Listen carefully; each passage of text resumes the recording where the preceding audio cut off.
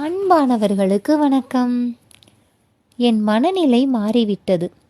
யாரும் வேண்டாம், யாருக்காகவும் வேண்டாம்.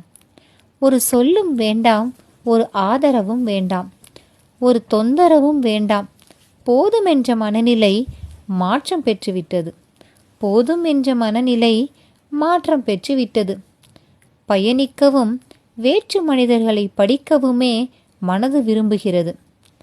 யாரிடமும் உயிர் மண்டியிடவும் வேண்டாம், யாரிடமும் அன்பும் வேண்டாம்.